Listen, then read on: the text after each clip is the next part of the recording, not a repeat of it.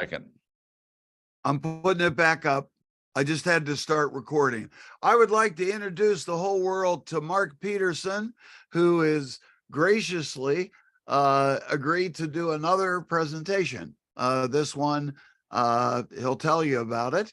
Let's see. I'm going to share the screen and turn it over to you, Mark. Thank you. I Just graciously give me a sign when you want me to progress. okay. the slides. Frank said I graciously agreed to do this. I graciously offered to do it. I wanted to do this because I'd like to bounce this on a couple of different audiences to see where I want to go with it. This is a project I've been working on for the last year or so. I found out about this, Yes. and I've been working on it with a documentary filmmaker, a guy who's a real pro at doing films. He has a documentary film company called Combat Films and Research, and he does military things for the military, does documentaries for them, and he's done things for the state of Utah. He's done things for BYU. He's a good documentary filmmaker, and I told him about this story, and he said, yeah, I'd like to do that. So we've done some fundraising, and we're about halfway into completing the task here.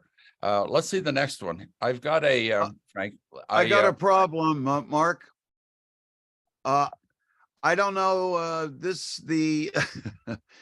don't know how to work a keynote. On PowerPoint, they have a slideshow option. What do I do here? I'll just click on play slideshow. Let me see if this works. I see only one slide on the left. I wonder if I only sent you the cover, not the whole package. It was really small. Why don't you, there's no rush here. Do you want to save it? You want to save it as a PowerPoint and send it to me, or send me the whole thing? Either way, I think we can handle. Yeah, let me do it again. Now we're back. Now I share again. Okay. And we're recording and up and running. Thank you, Frank. You're a genius. Well done. Even at your age. So this I first found out about this as I was working on my YouTube channel. Do you all know my YouTube channel, The Frog Outside the Well? I do. Yep. This is my perspective on Korea, not as a frog in the well, but as an outsider. And let's look at the next slide. I've done 4 episodes about this Gappyeong incident on my YouTube channel. The first 2 are the bottom 2 here, and it says a year ago. I did one in Korean and one in English. I usually don't do that. I usually do dual subtitles, and I do it either in English or in Korean. But this one, I wanted to do 2 different versions, and they're much the same. They're a little bit different, but for the 2 different audiences that I've got. My YouTube channel is about 85% Korean audience, and the rest of it is about 5% in the USA and 1% or 2 in Japan and Canada and Australia, New Zealand, and then scattered around Europe and the rest of the world. I have subscribers all over. It's really funny to look at who's watching. But I've told the story of Gappyeong. When I made these first 2 videos a year ago, I've learned since that there were some mistakes. For example, I thought that there were 600 National Guardsmen that were mobilized. It turns out that there were more like 400, 450 of the Utah National Guard that was mobilized for the Korean War. Now, this is the Southern Utah group. There was another artillery battalion in northern Utah that was mobilized that took some hits. The thing that's interesting about the Southern Utah unit is they all went out and they all came back. Not one death, which is an amazing thing for an artillery battalion. And on the top of these 2 videos I have here, I did one, says a month ago with Chad. Chad is a student of mine, former student of mine, who's Sure. very, very successful on YouTube. He has 280,000 subscribers, and he does very interesting things about Korea, introducing Korean culture to America. He does food and movies and really pop culture kinds of things, and he's very, very successful. And just for fun, if you want to look at Chad's channel, it's called Hi Chad. So it's not that hard to remember. Mine's the frog outside the well, and he is Hi Chad. So I did one with Chad reporting on our trip to Korea to film, to do some of the filming for this documentary. And then the one on the left where I say farmers stand against Chinese soldiers during the war. This is an incidental story that grew out of the documentary making. And what I want to do today with you all is tell you about the battle and the National Guard unit. And then I want to tell you about the filmmaking and some of the spin-offs from this story that in many ways are more interesting than the story itself. Let's go to the next one, Frank. This is there, that's good. Yeah, that's good. This is a slide of the Gappyeong Monument, the United States Army Gappyeong Monument that was just erected a couple of years ago. And the guy in the middle, right over the word Gappyeong with the gray and white necktie on, is just an ordinary guy, a retired, I think, government official, who looked around and saw that in Gappyeong, there's a monument to the Australians, there's a monument to the Canadians, there are a couple of other monuments, but there's no monument to the Americans who fought and died there. And so he on his own, this guy on his own, saw to the buying of some land near the battle site and got the Gappyeong County to cough up some money, got some volunteers to cough up some money, and he built this monument on his own. And the Utah National Guard thing is part of this. I'll show you a thing about that in just a minute. But as I got involved with this on May 12th, a year ago, no, 2 years ago. Oh yeah, it's been 2 years ago already. On May 12th, I'll show you where Gappyeong is on a map in just a minute. On May 12th in 2021, I found out about this. I found out about it from the guy on the front row of this picture with his red necktie on. He was the Latter-day Saint mission president in Seoul. Gappyeong is part of his mission. And he discovered this story about the Utah boys, and he told a few people about it and told me about it. I said, gee, that's amazing. And we looked at the calendar, and it was May 12th, 2021. And I said, Brad, in 14 days, no, 12 days, it was 12 days away, it's on the 14th. I said, Brad, in 12 days, it's going to be the 70th anniversary. There ought to be some commemorative activity for this. And Brad, as a typical American, said, oh, 12 days, we can't organize anything in 12 days, but let me have you talk to Mr. Che. So I got Mr. Che on the phone, and I said, gee, it's 12 days away. It's going to be the 70th anniversary of this battle. We ought to have a commemoration. Do you think there's enough time? This Korean guy, as opposed to the American guy, the Korean guy says, 12 days, yeah, we can do that. That's a lot of time. That's all the time we need. And I thought it was so funny that the Americans, 12 days, we can't do anything in that amount of time. And the Korean guys, yeah, we can do it. So they threw this together. Let's show you the next slide. And I organized the governor of the state of Utah sent them a video clip congratulating them in Gappyeong, and the Major General Commander of the Utah National Guard sent them a video clip. These two video clips are still available online. If you look up, what is it, Gappyeong 70th Anniversary Governor Cox and Gappyeong 70th Anniversary Major General Michael Turley, you look these up, and these brief 2-minute congratulatory messages are still there. I suggested to the governor and the adjutant general that they send a message And they both said, "Oh, that's good. Why don't you script it?" So I wrote the script for these two messages that they sent out to Gappyeong, and we had this big celebration on the 70th anniversary. Let's see the next slide, Frank.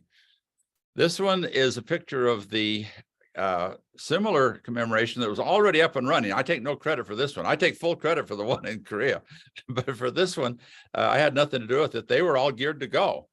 This is in Cedar City, Utah. Do you know Cedar City? It's down close to St. George. You might know St. George down by Zion's National Park, southern Utah. You see the Red Rock Hills there. And in Cedar City, where this battalion came from, they held a commemorative. Let's look at the next slide. The mayor spoke to everybody. Here's the mayor. Let's look at the next slide. The number 2 man in the Utah National Guard spoke. This is the 1-star. And another guy spoke. The next one is a retired colonel who is the commander of this battalion 20 years after the fact, but he spoke. And the next slide, it shows that it was covered by KSL TV. KSL TV is the major station in Salt Lake. And I did this screenshot because somebody told me it was on the news, and I captured it. And I captured it not just as proof that I was there in Cedar City, but to show you the man standing next to me is Eugene Dally. Eugene Dally was the son of the commander of the 213th battalion that we're going to be talking about here in a second. And he's been helping us a lot with this documentary as well. Let's see the next slide. Here's one map. I'll show you a map of Korea in a minute. But this battalion of artillery had 5 batteries. Now, I don't know how well you all are acquainted with military parlance, but you know there's a company. The basic unit of the military is a company, and a company commander is a captain, and it's roughly 100 men, 120 men. And you know the boogie woogie boogie boy of Company B. We have these companies. Well, in artillery, they don't have companies. They have batteries, and a battery is 5 to 6 guns. And then the men to support this gun, again, runs to about 100 to 120 men. There were 5 batteries. They were located in the southern Utah towns along the I-15 corridor, which is the main thoroughfare of villages and cities from Salt Lake south to Las Vegas and south to Los Angeles. It's the I-15 corridor. Now it's the I-15 corridor. In the old days, it was the Pioneer corridor. And these 5 towns each had a battery. The headquarters was in Cedar City. And if you look at the population, you see Cedar City was 6,000 people. A podunk little town sending off a battery of men to fight in the Korean War. And then you see St. George below Cedar City. And above Cedar City, you see Beaver and Richfield and Fillmore. Each of these little towns, some of them with only 1,600, 1,800 men, provided a battery. And the mistake I made in the first video when I was first learning about this, that 600 men went out. 600 men is the full complement of the battery, of the battalion, excuse me. But it turns out that the National Guard back in those days was not a complete unit. It was a skeletal unit that would be augmented by regular army if it was mobilized. And in those days, when they said mobilized, they meant nationalized, which meant it became a part of the regular army. This is very much unlike the National Guard today. If you know anything about the National Guard today, a unit will be mobilized altogether and come back altogether. They'll serve their mission for a year or whatever the assigned time is, and then come back. But in those days, in the Korean War days, the National Guard units were not assumed to be at full strength, but it was assumed to be a corps that could be augmented to make up a full complement. Well, these boys were mobilized in the fall of '50. They were sent up to Fort Lewis, Washington, where they were augmented and brought up to full strength and went through intensive training to get ready for combat. And then they arrive in Korea in January and are up on the line fighting in February of 51. Let's see the next slide. This is a typical picture of a southern Utah town in 1950, just to get you the ambiance of what this would have been like. Simpler times in a simpler place. Let's see the next slide. Here is the headquarters battery, 90 men. It was augmented up to 120 by the time they got out to the field in front of the battery headquarters in Cedar City, Utah. Let's see the next slide. So here we are, and here's a map showing where Gappyeong is, and you see Seoul there, left center. Yeah, they're circling Gappyeong, and you see Uijeongbu north of Seoul. You know Uijeongbu, you all might know Chuncheon out to the northeast of Seoul, but you may not know Gappyeong in the middle. It was and is a podunk little town. It's a important avenue into Seoul, it turns out. Let me see. Let's show the next slide. There were several monuments built to the memory of the combat. The Australian monument is north of the U.S. monument. The Canadian South Australia is north. Australian, New Zealand. There's a monument to the student soldiers, a student battalion, and then there's a monument to all the battles around. And then south of town, there's a monument to Yongmun-san, the battles of Yongmun-san. This turned out to be an important battle in the Korean War because, you know, the Chinese were very successful in the early stages of entering the Korean War, but it eventually ran to a stalemate where they couldn't do any more, and they decided to just pull back, and we went to a stalemate. The Chinese came in and took Seoul, but were beaten out of Seoul, and then that was in January, and then by April and May, when these battles take place, they moved as far south as Yongmun-san, but got beat up pretty badly. I'll tell you a little bit more about that as we go along. Let's see the next slide. This shows the corridors into Seoul. I've talked to military analysts, and they talk about 3 corridors into Seoul, but there's a 4th one that really comes in out to the east side of Seoul and then curves to the west and takes you into Seoul. And this was the corridor that the Chinese were trying to take advantage of because they were blocked pretty well on the Paju corridor, the Uijeongbu corridor, and the Choron corridor, which are numbers 1, 2, and 3. And you can see in this photograph, this aerial photograph, that the valley of Gappyeong, you can see the gray line down in the middle of all of the green, which was the road, the valley that you could go down into. And in each of these other ones, you can see the valley where a tank can roll along. There was tank warfare in Korea in spite of the high mountains, and they would come down these corridors, 1, 2, and 3, and 4. Gappyeong was the 4th corridor into Seoul, and that's why the battles in the Gappyeong area were so important. It was access to Seoul is what it was about. Okay, let's see the next slide. Just to refresh your memory of the Korean War, I don't know how much you all have studied it. If you're like me, I didn't like associating with the GIs when I was in Korea. They were a different ilk, and no, I'm doing this civilian thing. Now, you soldiers, I don't have anything to do with you guys. And I shouldn't have been so snobby about it, because I've been in the National Guard. I've been in the National Guard. This hat doesn't fit much anymore, but I went in. Got a swelled head. My head's swollen a lot since then. I went in to get out of the draft so that I was in control of my life, not being drafted. And it turns out it was providential, because when our age group, you know, when they called the lottery, my lottery number was number 9.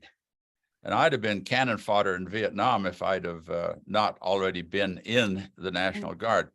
But I don't know how much the rest of you, what you think about the war and the GIs and the whole story out there that's so much a part of modern Korean history. But here's a timeline just to refresh your memory of things. Yu-Gi-Oh, of course, we all know that the June 25th was such a horrendous day that it's like December 7th or 9/11. It's one of these days that's marked by the day itself. You can't ever see Yu-Gi-Oh again without remembering that was the day that the North Koreans invaded and the war started. September 15th was when MacArthur made the precarious Incheon landing, and in spite of the high tide, was able to get the soldiers in and get the ships out and make that successful landing to cut off the North Korean invasion and cut them in two and take a lot of North Korean prisoners. But by December, I don't know what you think about MacArthur. I really, really, really dislike MacArthur in spades. The whole division of Korea, I lay at his feet.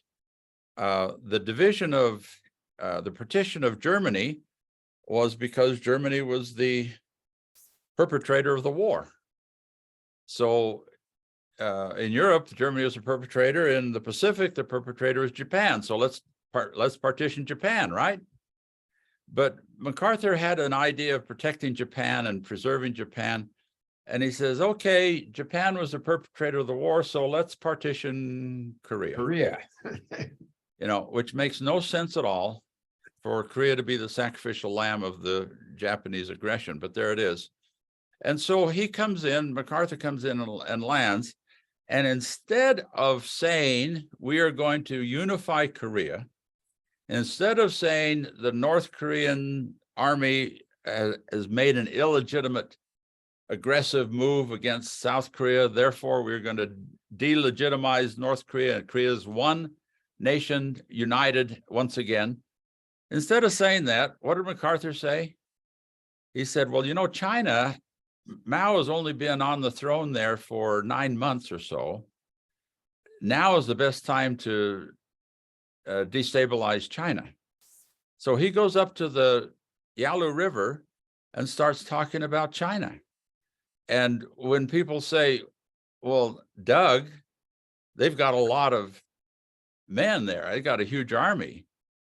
And he said, well, we've got nuclear weapons, don't we? And he talked about a necklace of nuclear weapons to be laid down along the Yalu River. And MacArthur was insane. He was just absolutely insane. And it took a while for Truman to get the guts to fire him, but finally in April 11th, he fired him. But in the meantime, the Chinese enter the war, and they come down and catch a lot of our American troops. The majority of deaths of American troops took place in the January timeframe when the Chinese first entered the war. And you've got this momentous evacuation at Wonsan. You know the story of how the ships were there to evacuate the American soldiers to get them down south out of Wonsan. You know, Wonsan's the eastern port in North Korea.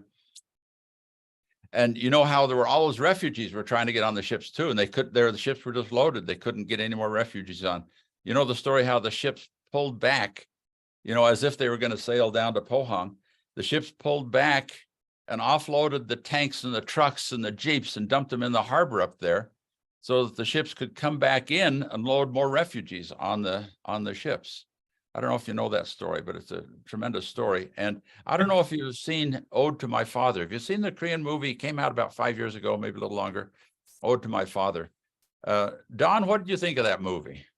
Well, I show it here every couple of years. I'm very moved by the movie. It's the story of modern Korea, and it has little cameos by Chung Ji-young, and you know, every Korean who would see it would know that was eventually going to become Hyundai. But I have a question for you. You're using Wonsan on this slide. Isn't the location of what you just described in Hamhung and Eungnam? I thought it was Wonsan, but you're more you're It's- better I thought read it on was this than I think. I don't know. Yeah, I American- concur with Don on that. It wasn't Wonsan. It was further up. It was Yeah, where? Hong, I think. Yeah, 12th century historians know this better than 20th century guys. Well, we'll check it up, and whoever's wrong has to pay dinner next time we meet, okay? Fair enough. The thing I wanted to say about Ode to My Father, you say you've enjoyed showing it, Don. I tell people it's a 5 hanky movie. It is a 5 hankies to get. Yeah, it is.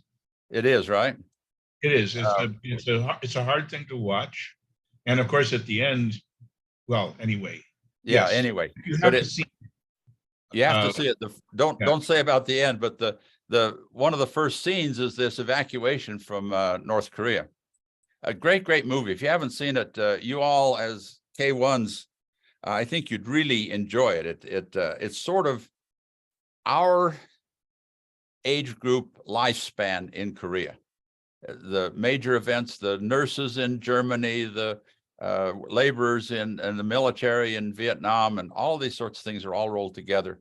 The separated families, and that's what the story starts off of, how they lost one of the girls in the family up in North Korea in the evacuation. The Great scene in movie. Anyway, Excuse me. Yeah, I think it's Hungnam. Hungnam is where the evacuation took place from. from Hungnam, okay. You Well, remember It's a miracle called the Miracle of Christmas. The evacuation of United Nations and North Korean civilians from the port of Hungnam, North Korea, okay, between the 15th and 24th of December, 1950. there we go. Well, thank you, Don and Ned and Frank, for correction on that. I want to just add, Mark, that in Yeah. this movie, if you were in Korea in 1983, which we were, I think Mark was too, the KBS put up this broadcast of separated families. Yes, They would start showing pictures of people and say, does anybody yes, know? And then it took the whole country by storm. And for the Yes. whole August and September of 1983, everybody was, crying and weeping, and reunitings were happening. And then and sometimes they were just near misses. It was the Yes. most emotional thing I've ever seen. And It was- it so bespoke the experience of divided Korea and the divided families. I had no idea it was so pervasive as a part of everyone's life. and no one knew it was so until, and every now and again before 83, you'd see a notice in the newspaper, looking for my sister, looking for my brother. And it didn't catch on, but suddenly when it got on TV at that point, it took off like wildfire, and everybody that had a separated family came and posted their poster, and it was incredible to watch. And the TV would say, here in Daegu, we have Daegu. We have a person here. We think we have a match. In Seoul, we have, and they match their thing. Yes, it's my brother. Yes, it's my sister. Just incredible use of technology at that point. Well, These were Truman finally divided got the families. guts. These were the divided families that all the members, or the members who reunited, were in South Korea. Yeah, There was nobody in the North in the No. family. no, it Of was course, all they did. fragmented families that had come south, but didn't have a mechanism to reunite. Yeah, Yeah. incredible stories. Okay, MacArthur finally is fired on April 11. And then these battles that I'm going to be talking about, the first battle of Gapyeong was with the Aussies and the Canadians. And the second battle of Gapyeong is the one with the Utah National Guard that we're going to be talking about. Then after these battles is, and really these battles are part of the stalemate along the DMZ, 38th parallel that becomes the DMZ. Finally, the armistice 70 years ago in another couple of months, right? And no peace treaty. We're still waiting for reunification. Okay, let's see the next slide, Frank. This is sort of a typical vignette of refugees. See the woman carrying things on her head. You and I, from our experience in Korea in the mid-60s, remember seeing women carrying things on their head. And I think of it today, think of the K-pop fashionable girls carrying a jug of water on their head, just incongruous to think of the change of lifestyle. Well, and here, just this young family sweeping by this army camp just sort of captures some of the feeling about the thing. Let's see the next slide. The unit that we're talking about, the 213th Field Artillery Battalion, used this kind of artillery. We think generally of artillery of a towed thing that's towed around, a bigger piece of equipment. But this was a World War II type of thing. And that was the artillery gun you see there. And it had this turret with a machine gun off to the side, sort of like a pulpit. It was an M7. They called this an M7. It is not a tank. Most of us that would look at this, we would say there's a tank, but it was not a tank. It was an artillery piece. The the turret off to the side, that elevated place, they thought looked like a pulpit at church. They call this the priest. This is the M7 Priest gun. Here's another picture of it. One more, Frank, is another picture. And this is the kind of artillery piece that each battery had 5 or 6. I think that each battery had 6 of these units, and it took 6 men to operate the gun. And then you had all sorts of other men. You had forward observers and logistics and other sorts of things going on. Let's see the next slide. Yeah, here's some guns firing. I've always thought artillery is chicken.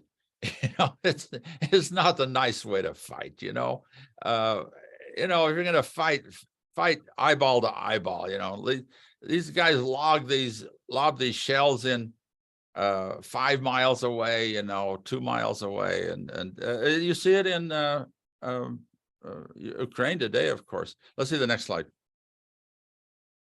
Hold on. Okay, hold on. There we go. At this battle, to jump ahead to the conclusion of the battle, the 213th Field Artillery Battalion fought with the Aussies and the Canucks in the April battle.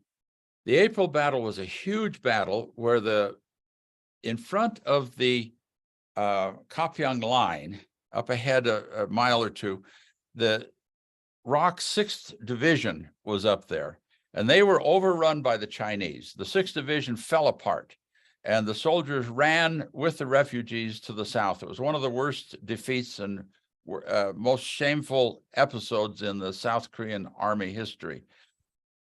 But surprisingly, the Canucks and the Aussies stood their ground. They both those units had men that had fought in World War II, and they were tough as nails, and they refused to surrender. And the Chinese kept coming, and they just kept shooting them. And the 213th was involved in this battle as well. In this battle, we lost 23 Canadians and 10 Aussies, and about twice that number were wounded. But they stood their ground, and they watched the South Korean 6th Division run past them, and they swore at each other as they went on. This is one of the more shameful battles of the war, and yet it's one of the more glorious battles as far as Canada and Australia is concerned. And every year, the Canadian ambassador, the Australian ambassador celebrate the great battles, the great victory in Gapyeong. It wasn't much of a victory. It was holding ground. Eventually, they pulled out, and the Chinese did come through after all. But then a month later, the Chinese get beaten up. The 6th Army, the 6th Division, puts itself back together again, and the commander totally humiliated by having lost to the Chinese before. And the Chinese were using these human wave tactics, right? Just gajillions of people overwhelming the lines. The 6th Army got its act back together, and they had a tremendous victory back in Yongmunsan that I showed you a moment ago, south of Gapyeong. And the battle on May 26th that our Utah National Guard was involved in, the Chinese were retreating. They had been beaten up so badly, they were heading back north. And we don't know how many were in the unit that came across the Utah National Guard at night, but they came across them at night. And the shooting started at 2 o'clock. Now, artillery guys, they lobbed the shells out there several hundred yards, several thousand yards, several miles. But here the Chinese were right on top of them. And they came in from the side, and they were unexpected. And so the Utah National Guard were shooting with small arms, with their rifles. And the A battery and headquarters battery were down in the valley. And B battery and C battery up on the hills, and they could not participate in the battle because they couldn't see anybody. We talked to a man who was in the B battery, and he said, we could see all the shooting down below, but they were so close to one another, we couldn't tell who was who. We couldn't shoot. We couldn't do anything. And so in the battle, it was the middle of the night. And by the time the sun came up in the morning and the shooting ceased, there were 350 dead Chinese. And they captured a bunch of Chinese. These are Chinese prisoners. They captured 831 Chinese, and not one of the 213th was killed. 4 were wounded, 3 lightly. 1 was wounded fairly severely. He went through a series of 5 operations, but he lived to be 75 years old after the war. So none were killed. So this is what we call the miracle of Gapyeong, and part of it is the 831 Chinese who were captured. That's what this photo is about. Let's look at the next one. Here the Chinese are coming down through the valley, 831 of them that were captured. In the Aussie and Canadian battle, it was so horrific. And when the Aussies and Canadians finally had after 3 days of battle, had a ceasefire enough that they could withdraw, they took no prisoners. A couple of the Aussies and Canucks were taken prisoners by the Chinese, but they didn't take any Chinese prisoners. So the second battle was different in that there were so many Chinese prisoners that were taken. The next couple of slides, Frank, shows the repatriation of Chinese bodies. Let's see the next slide. In the last few years, the South Korean government has cooperated with the North Korean government. They've gone into where they know there were Chinese killed, and they think there were somewhere between 150,000 and 400,000 Chinese. And here they're repatriating 10 and 20 and 30 at a time. Let's see the next slide. And at that point, here are a bunch of the veterans, the Chinese veterans on that side that survived. These are 90-year-old men walking to this ceremony. The next slide shows, if you see on the front row, are these old veterans welcoming their dead compatriots back home to China. China is in Shenyang, China, up in the northeast is where the Korean War Vets Cemetery is located. So that's a jump forward to the present day about reclaiming these Chinese bodies. Back to the war, the commander of the 213th was a man by the name of Frank Daly.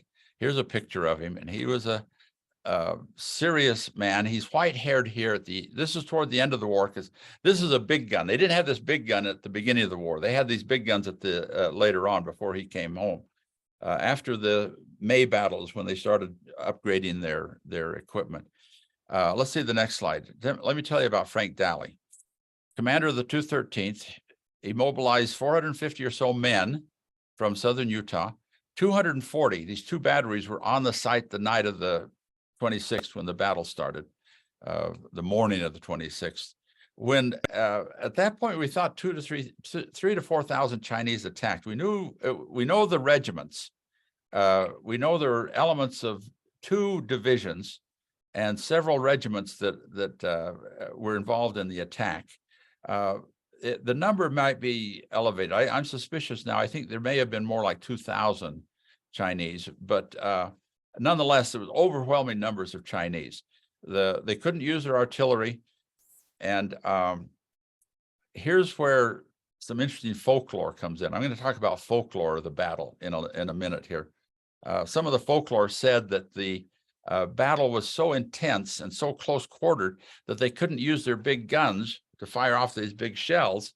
So they stuffed rocks and chains and nails and bolts in the cannon muzzle and fired it to fire in close. That's complete nonsense. You do that to a gun and it blow up in your face. And yet that's part of the folklore. You heard about this. But nonetheless, it was close quarter combat. It apparently was not hand to hand. I haven't found any true account of hand to hand, but some people say it was. I think that's an exaggeration. But Mark, yes, I got a question. Yes. Did the Chinese have weapons and ammunition? That's another big problem. As they started their invasion, when they first came in, they had some people say 1 weapon for 10 men. I think that might be an exaggeration, but the human wave tactic that they used, as I understand it, was the first phalanx of soldiers would have a weapon and they would charge, and some of the men would go down. And then the second wave would come in and they had weapons, and some of them would go down. The third wave did not have weapons. They were told to pick up the weapon of their dead compatriot on their way. And that apparently is a true account. I'd like to know more about that. But I do know they had a lot of grenades. They had the baton grenades, these stick grenades like the Germans had. And a lot of them had several grenades on them, so they could fight with the grenades. But they also fought, if you're going to ask about this, with drums and bugles and yelling and screaming. And they say it was a horrendous sound that just really scared the willies out of the opposing army, because it sounded like there were more of them than there were. I mean, there are plenty of them to begin with, but at any rate, however many attacked, there's overwhelming numbers. And the bottom line is, I'm not sure how accurate the 350 dead is. I think that's an estimate. I'm not sure. They just, the bodies were buried in a trench dug by a bulldozer. And there is a story, part of the folklore, and it may be true, is that the Chinese said that they appreciated the way, the Chinese prisoners said they appreciated the way the captors, the Utah National Guard, treated them, in that they let them bury their compatriots. And that's supposedly a humanitarian way of treating the soldiers, rather than just throwing their bodies in. They allowed the Chinese to give dignified, you can call it dignified, burials to these soldiers in mass numbers, buried in mass graves. The 831 prisoner is correct. And these prisoners ended up where? Koje Island, with all the North Korean prisoners. And here, maybe now's the best time to talk about this. It's apparent that when Mao decided to support Kim Il-sung in this war, he said, yeah, we can send off some men. We have some old renegades from the Kuomintang that we'd love to get rid of. And apparently Mao sent a bunch of Kuomintang soldiers, former Kuomintang soldiers, to fight in Korea. And the reason we think this is true is that when the prisoners in Koje were set to be repatriated back to Beijing, a bunch of the Chinese prisoners said, no, we want to go to Taiwan. And so a bunch of these prisoners that were captured end up in Taiwan with their fellow Kuomintang people. Now, not all of the soldiers were Kuomintang retreads, because we know that Mao's own son was killed. He was killed apparently in a bombing raid in Pyongyang. He wasn't here on the lines, on the front lines, but Mao at least sent his own son. Maybe that was window dressing to get rid of all the other Kuomintang people. I don't know much about that part of it. Maybe some of you do. At any rate, not one of the 240 men in the two battalions in the battle were killed. And of the total battalion, 450 men in all of the battles, all came home alive. Now, I mentioned that when the National Guard at this time was mobilized, they said they were nationalized and they become part of the regular army. And thus, when they returned on the army schedule, which was, if you have a wife and child at home, you only have to serve 8 months. If you have only a wife at home but no children, you've got to serve 10 months. But if you're a single gentleman or other extenuating circumstances pertain, you serve a full 13 months. And so the soldiers all returned home at different rates, and none of them realized that they were all home alive until some years after the dust had settled. And they looked around and, hey, nobody died in Richfield. Hey, nobody died in Beaver. Hey, nobody died in Cedar City. We all came home alive. And so this is what they call the miracle of Gappyeong. It's the miracle of the 213th Battalion. The two units involved in that battle that night were given a presidential citation. And a presidential citation from President Truman was given to the Canadians and the Aussies as well. It was one of the first times that the American president gave a citation to a non-American unit. Let's look at the next slide. Frank Daly, this is part of the folklore of the story now we're going to get into. Frank Daly was apparently a very, very religious man. And there was a story we heard from many of the people that on his tent at a certain time in the day, he didn't want to be interrupted. Other times, people come in and make command decisions and all this stuff. But he would hang a white handkerchief or a white flag on his tent pole, meaning no disturbances during this time. And it was a time when he was praying. He was praying where to go and what to do and how to stand up to the Chinese. And I think of Jean Valjean. Jean Valjean in Les Miserables, God on high, hear my prayer, bring them home. bring them home. He was interviewed by Edward R. Murrow about this, and we've got the recording. And he told Edward R. Murrow in the Nation broadcast that he felt God was on his side and helping him to make decisions. One of these decisions I put here, standing up to a general. There was a time when the general said, I want you to move your forces to thus and thus a place and support thus and thus a unit. This, we've got the records of this battalion. They were moving every day or 2 or 3. If they stayed in one place for 3 days, that was a long time. They were moving all the time. They moved from Gapyeong clear down to Suwon, back up to the east side of Seoul, back up to the Gapyeong, up to Chuncheon, up to Hwacheon, up north of Chuncheon. They were moving all the time. Every day or 2 or 3, they'd be often moving. And the general told them to go to one place and support a battle in one area. And the colonel said, no, that's a dead end. No, my men would be trapped there. Something goes wrong. It's no good. I'm not going to go there. And he refused to obey the order. And the general, the word is the general said, that's an order, sir. It's an order, Colonel. You do it. And he said, no, I'm not going to do it. I'm not going to jeopardize my men. Let's see the next slide.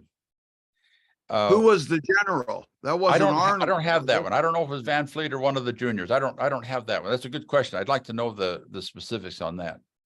There was another famous person. I don't have a photograph of him here. I've seen photographs of him. He was they were talking good Mormon boys, right? This Captain Cox was a cigar chomping, tough talking World War II veteran. And he was the commander of the A battery. And he, when the Chinese came through and in the morning, he saw a bunch of Chinese going up a canyon. He got one of the big guns and grabbed 18 men and said, let's go get them. And he went after them. And then he fired his big gun ahead of them so that the Chinese couldn't retreat. And the Chinese threw up their hands. We got nowhere to go. And that was the bulk of the prisoners that were captured. So Ray Cox is another hero in this story. Let's see one more slide of Colonel Dally. Oh, I've got 2 more of Colonel Dally. This gets into the culture, the folklore of this thing. It turns out that after they all got back and after they looked around and said, hey, we're all alive, in Mormon culture, this ties in with a Book of Mormon story called the Army of Helaman. Helaman was a commander in one of the, I don't know if you know anything about the Book of Mormon, but it's sort of like the Old Testament, battles with the Philistines, battles with the Chaldeans, battles with, there's battles back and forth, not Philistines up there, but it's between the Nephites and the Lamanites, and battles are going back and forth. And in one battle, the people were sick of the fighting, and they said, we're not going to do this. We're not going to fight no more. Like Isaiah, we're going to lay down our weapons. And they swore they would never fight again. And they buried their weapons in the ground. Well, that went fine for about 20 years, and then the wars broke out again. And the sons of these people that had said they would never fight again said, we have to fight to defend our parents who won't fight. And so they went into battle, these 2,000 young men, the army of Helaman went into battle. And the story is every one of them got a slash in the sword fighting. Every one of them got a wound, but none died. And so when the men came back from Korea, eventually they looked around and said, hey, we're like the armies of Helaman. There's another part of Mormon folklore, and that's the Mormon battalion. I don't know if you remember this from your world history, but when the Mormons were driven out of Illinois, well, first they were driven out of Missouri. And I don't know if you know about this, but there's a Governor Lilburn Boggs, who lives forever as a villain in Mormon culture. Lilburn Boggs made a decree that any Mormon could be shot on sight, and it wouldn't be guilty of any crime.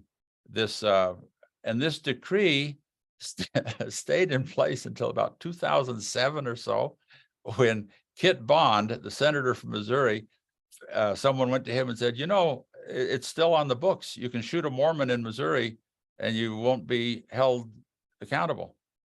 And Kit Bond took it off the books, had the law rescinded. Well, the the Mormons then retreated from Missouri to Illinois and were driven from Illinois by mob action. You know, their homes were burned and all this stuff. And Joseph Smith was killed. And Right. Brigham Young takes over and is going to take them out west. Well, they don't know where they're going to go. They're restaging in Winter Quarters, Iowa, which is really Omaha, Nebraska now. And staging, getting ready after a year or two after the assassination of Joseph Smith. And the government comes to Brigham Young and says, we want you to volunteer to fight the Mexicans in the Mexican War. And the first reaction from the Mormons is, you've driven us from your country. We're going out to Mexican territory, and you want us to fight in a battalion? You want us to form a battalion and fight the Mexican War? And the first thought was, no way. But there was money in it. And these people were desperately poor. And they got paid something like $30,000, which was a lot of money. And they formed a battalion of 500 men who went to Mexico to fight in the Mexican War. Well, by the time they got there, the war was over and they didn't have to fight, and they came home, and the idea was that nobody was killed.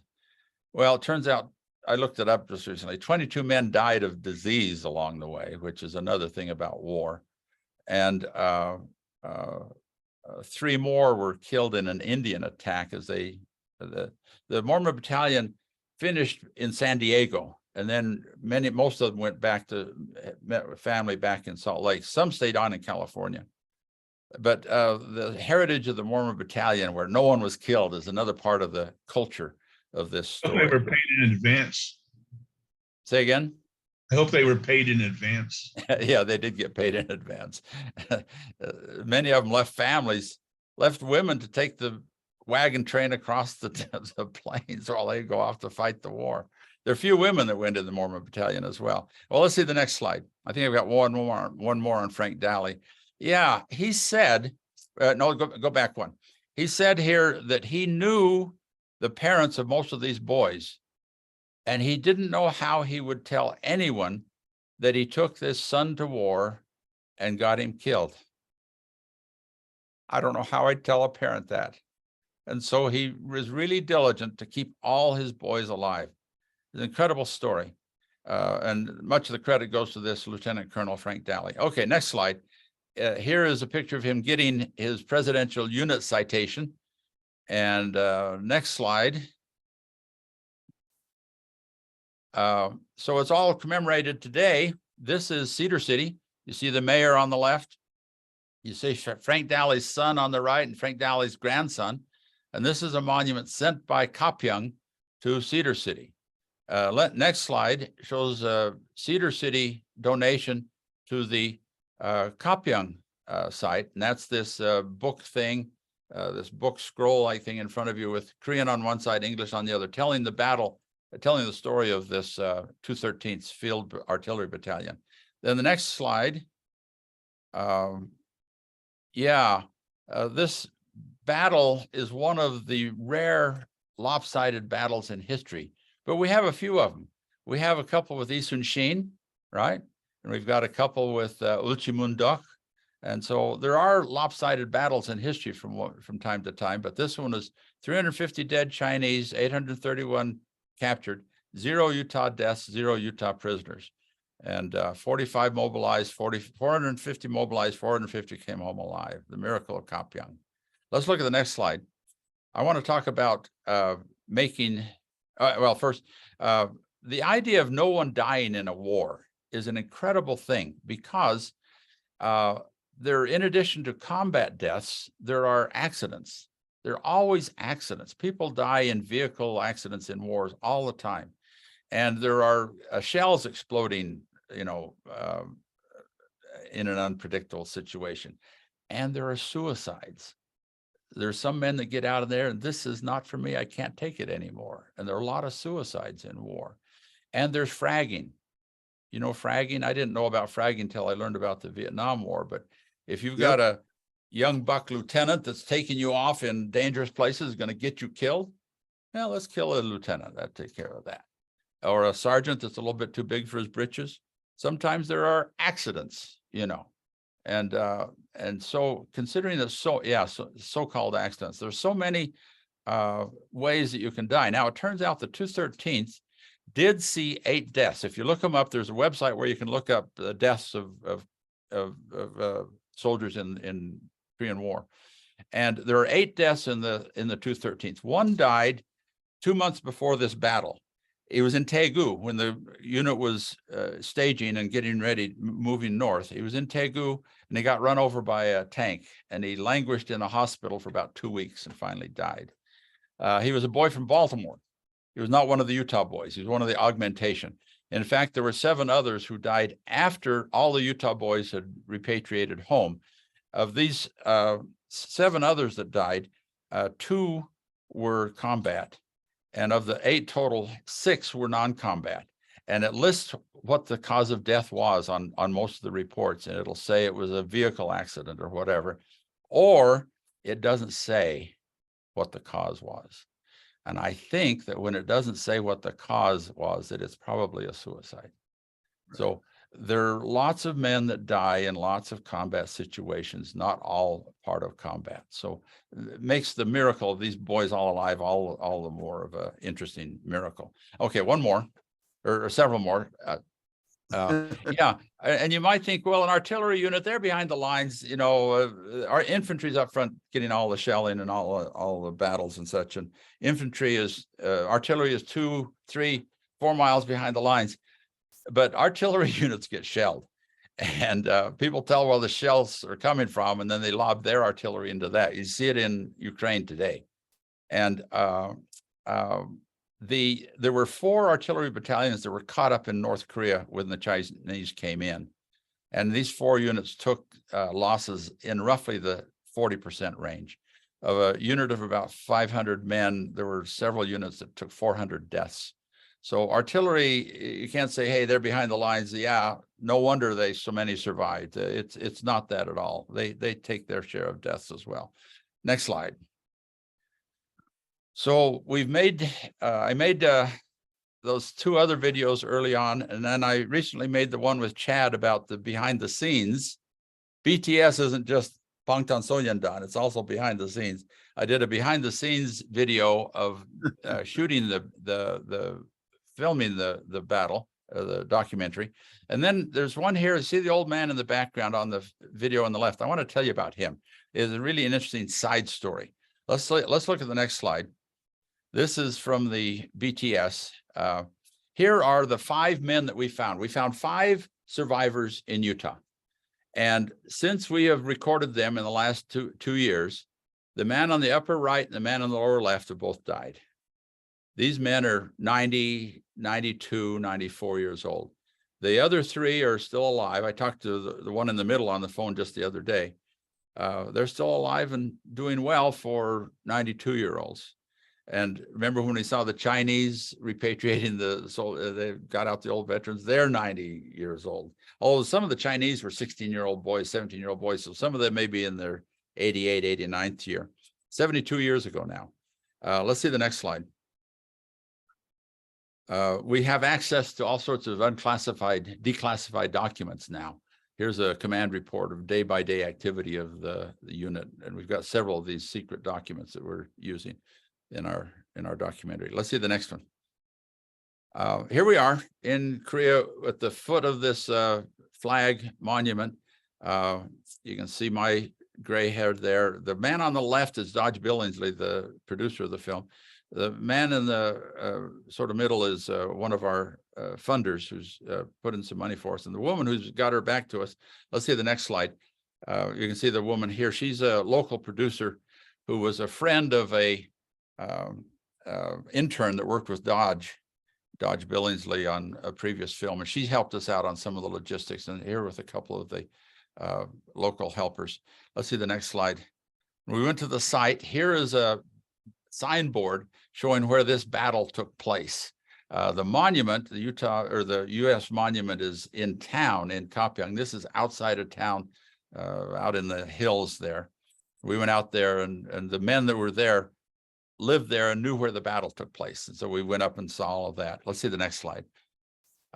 These 2 men here, the man in the middle, we call the 14-year-old boy. he's 80, 86 now, but he was 14 at that time. And the man on the right is a 17-year-old boy. And they are telling us about different things around there. This scene right here, our photographer just did some background scenes. I'm talking to them, and there's some dogs barking over in the village off to the right. And I said, "Are you raising dogs for food?" And they're both waving their hand. No, we're not. They're not food dogs. That's what this scene is here. But I'm going to tell you a little bit more about the 14-year-old boy here in just a minute. Then I'll finish. One more. We got a drone. We got our drone up, and headquarters battery and A battery are down in the middle of this valley where these buildings are now.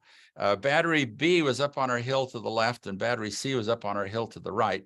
And the Chinese came through the hills, through the canyons right below us here on this. And we've got our drone up to take a lot of different shots around. Let's see the next slide. So I want to talk about this video I did on my YouTube channel about the Korean farmers' stand against Chinese soldiers during the war. Let's see the next slide. I made a video on this. We interviewed this gentleman, the 14-year-old boy, who had a lot of things to say. He lived there at the time, and he talked about his experience. They retreated when the North Koreans came in.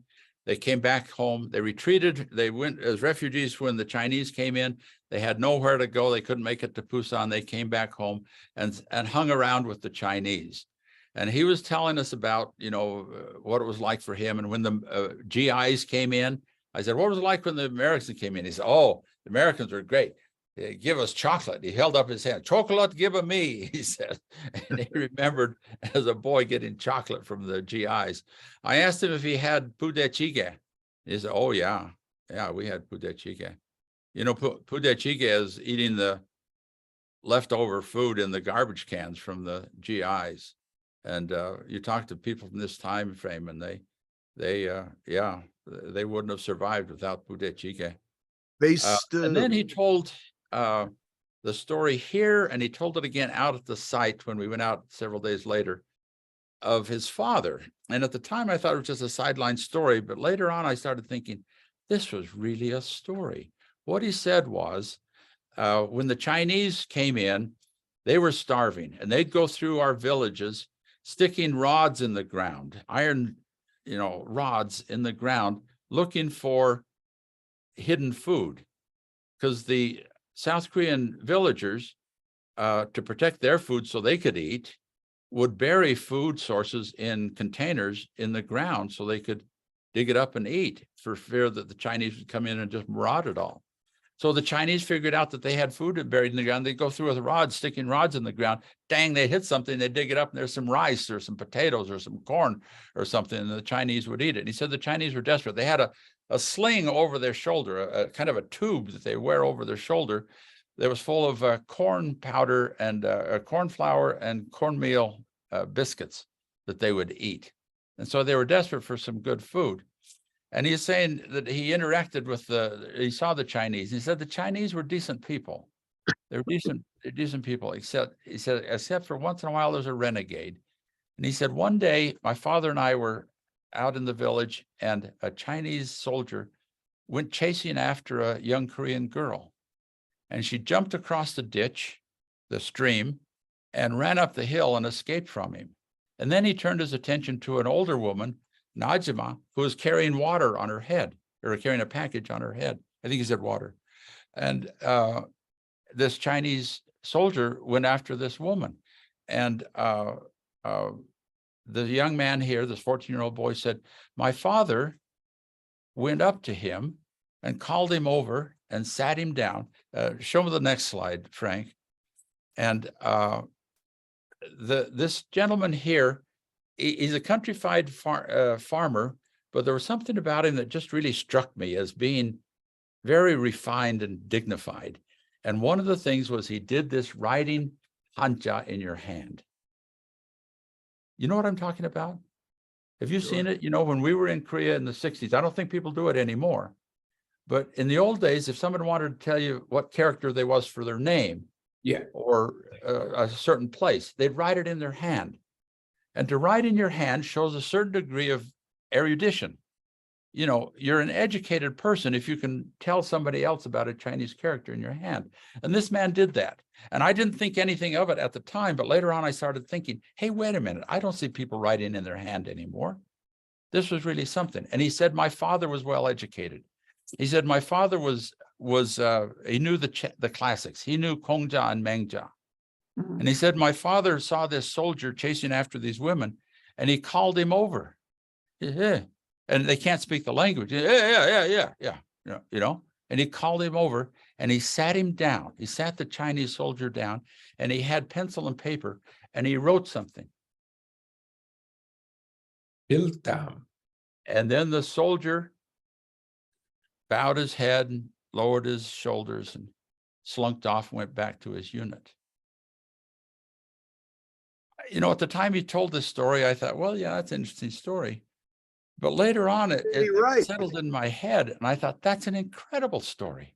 It How certainly would this is. father dare to reprimand a Chinese soldier who could turn and shoot him or beat him, right? You know, in a moment's time. But Mark, do you know what he wrote? no, What did he write? Oh, you don't know. no, I don't know, but I do know. You know, he wrote something from the classics about saying a man does not behave this way. A Right. man does not treat a woman this way. This is no way for a human being to behave. That's what he wrote. I don't know what it was. I don't know what the passage was, but you know, it was something like that. And he wrote it on a piece of paper and they couldn't speak to each other, but the father knew the classics and they could write something down. Now, I've been thinking about this, and lately I've been doing videos on my YouTube channel about the difference between Korean culture and Japanese culture, the difference between the Sunbi and the samurai. And during the Japanese occupation period of, you know, the 20th century, the Japanese made the Koreans feel not only oppressed politically, but oppressed culturally and oppressed historically. The Japanese told the Koreans, you have an underdeveloped society. You don't have a good feudalistic tradition the way Japan and Europe does. Japan and Europe are advanced countries. You Koreans are not advanced. You're behind the times. You're ignorant people and undeveloped people. And Koreans have bought into this largely. And one of the things I've been trying to say lately is, no. The feudal society was not the highest on the pecking order. That's a Marxian idea that's completely false. The Koreans had a centralized government for 1,000 years. Throughout most of the Koryo period and most of the Chosun period, you select people to serve in your government by how well they can take an exam, how well they can write, not how well they can swing a sword, but how well they can write. And that's what struck me about this man, that he used the power of his culture, the power of Korean culture, to tell this Chinese soldier to behave himself. So one last slide. I think that's it, Frank. That's my song and dance. Yeah, you can take down the PowerPoint now and we can see each other and talk about this. But that was my take on the story, the sidelight of how I interpret it. So what do you think? That was very, very interesting. Thank Thanks, Mark.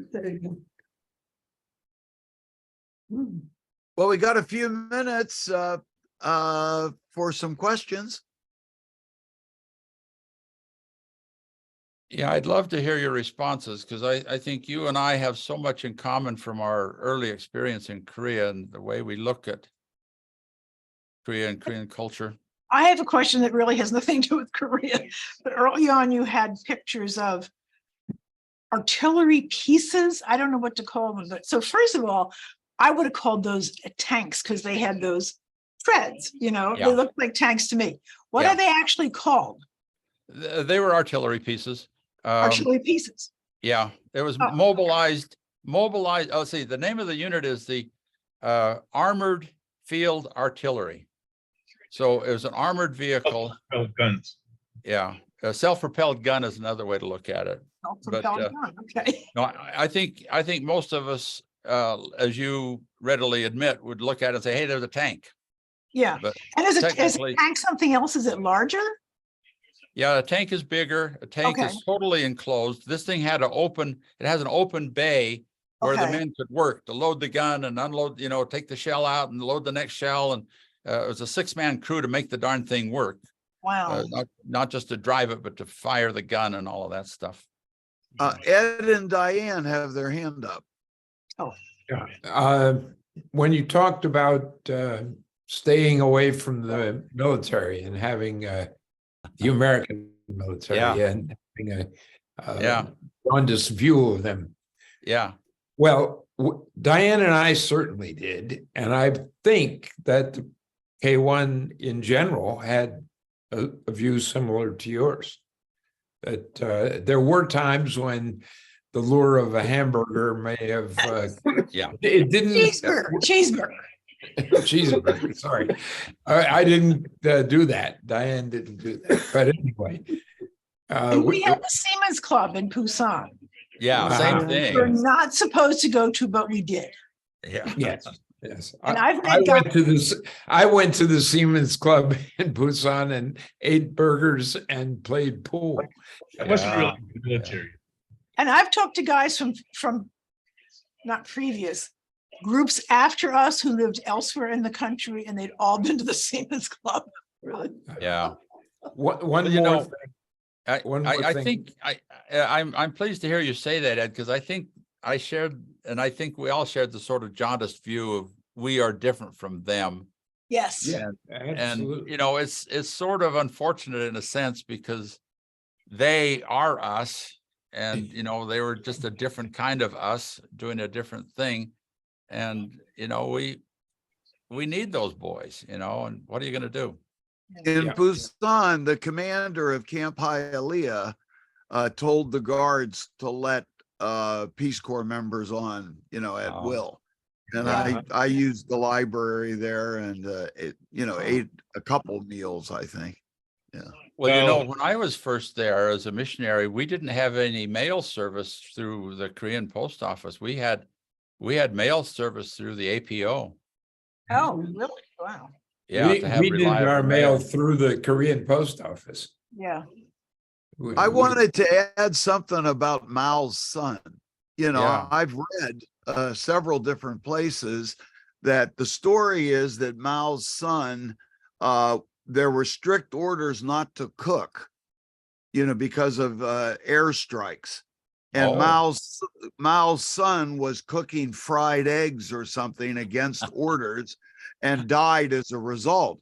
But Is that right?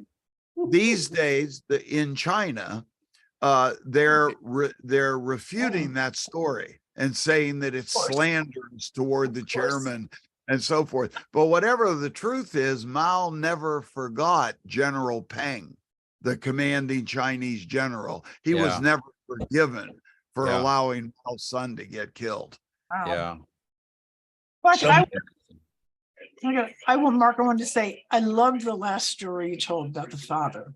That is so, it is so moving. Yeah. Because you said the guy could have killed him. He could have brought his whole battalion and killed the entire village, The and 14, father, that's just so impressive. the 14-year-old boy told that story twice. He told it in his house when we were interviewing him. We do a very loose interview where people can just talk and then we edit out what we want. And we up at the site, his friend, the older boy was there, and he told the story again to that older boy, reminding him that he'd went through it. So he told that story twice. And both times that I heard it, I thought, oh, that's a nice story. And it took some time for the thing to really settle in my mind as to, wow, that was really a story. That was really something. So I did one video on it. Mark? A book that I think people would be interested in is Ha Jin's War Trash. It's Ha Jin is a Chinese guy who teaches at BU in English literature department, but he's from China. And this War Trash is about the Chinese prisoners of war on Kojay Island.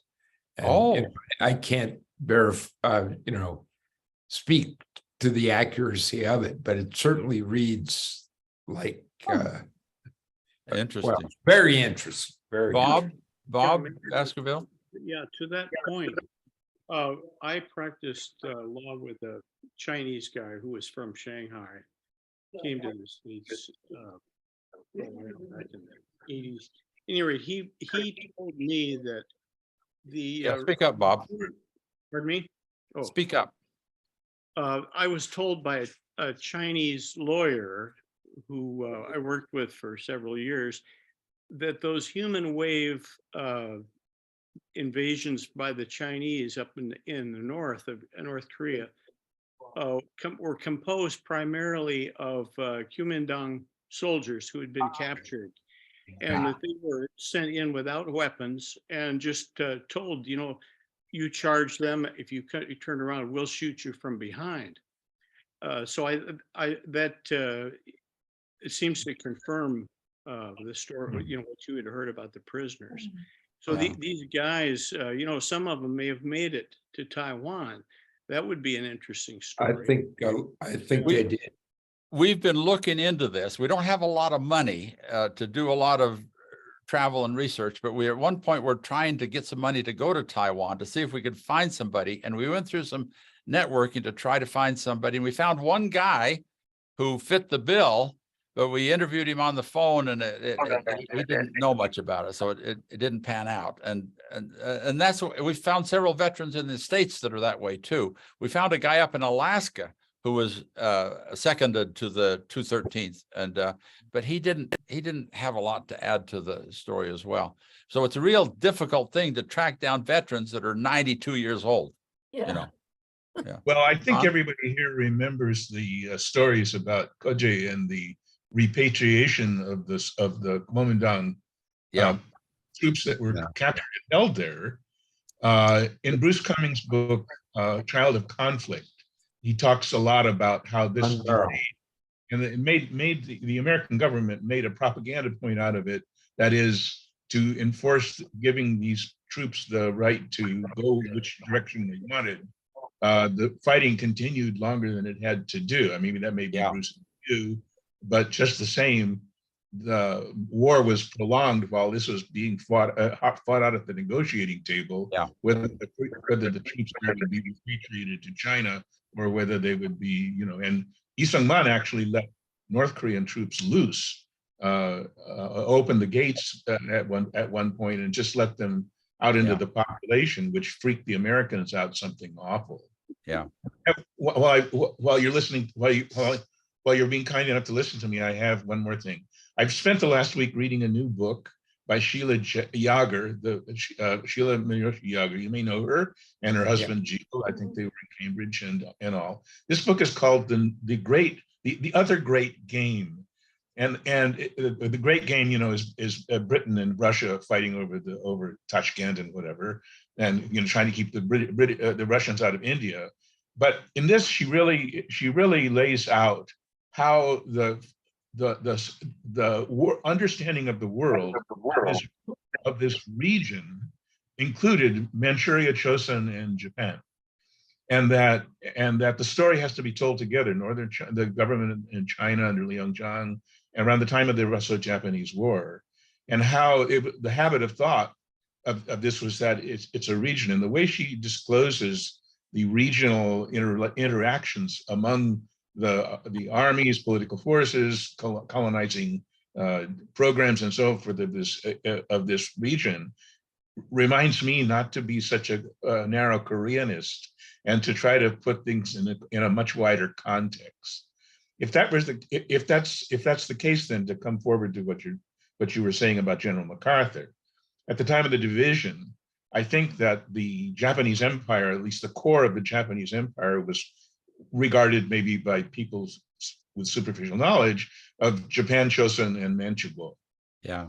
And that the division of Korea is not so much the division of Korea, but a sundering of the Japan and the south of the Korean Peninsula, and Manchukuo back to the Russian control, the way it was before the Second World War. The extent of Russian power in Manchuria and how the Japanese took that away from them in the 1930s is part of the context that I really was impressed by the way she treated this. So the book is called The Other Great Game. I really recommend it. I ordered that book on your recommendation, Don. Oh, It's right. $40. Yeah, I do have a digital copy. If anybody wants it, let me know and I'll send you a link. right. Don, so we can forgive MacArthur for the division of Korea. What do you have to say about his provoking China into the war? Well, I agree with you. I think he was drunk with. He had a grand vision, Yeah. which was so. He was a megalomaniac. He was reckless. Reckless is when you're going to go ahead and do. You know how much harm you could cause, but you're still going to do it anyway. You know, someone on one of my videos, one of my Korean readers, one or two of them responded when I said something. I'm quite critical of MacArthur, and I said something to that effect. And one of my readers, one of my viewers responded, well, if it weren't for MacArthur, we wouldn't have our Republic of Korea. We wouldn't have our South Korea today. And I said, yeah, That's exactly. Because of MacArthur, you have South Korea today. Yeah, it's a counter narrative, Mark, that you've got there. Yeah. You know, Well, in Halberstam's the sad thing about that narrative. Halberstam's book, go ahead. I was going to say the trouble with criticizing MacArthur is the people that feed off it are the anti-American crowd that don't like MacArthur anyway. You know, in The Coldest Winter, Halberstam or whatever his name is, the journalist book, Yeah. you know, Yeah. he argues that the Western corridor, you know, the one up through Paju, I guess, Yeah. that the army followed MacArthur's orders, you know, through General Arnold or something like that. But the Marines who were in the central or whatever they called the corridor above Tongduchan, the Marines, there was a General Smith who risked court-martial by dragging his feet and not, you know, extending the Marines up into a certain ambush. And so the Marines fought their way, you know, out of that central corridor much more successfully than what had happened in the Western corridor. I don't know if that's true, but that's what Halberstam argued. One thing about war is they say the first fatality is truth. And in post-war analysis, there's so much folklore, just so much folklore. And when you called me on Colonel Daly refusing to obey a general's order, you know, who was that general? Well, it's folklore. You know, if you're going to force me to flesh out on it, I don't know, but I'm repeating a story.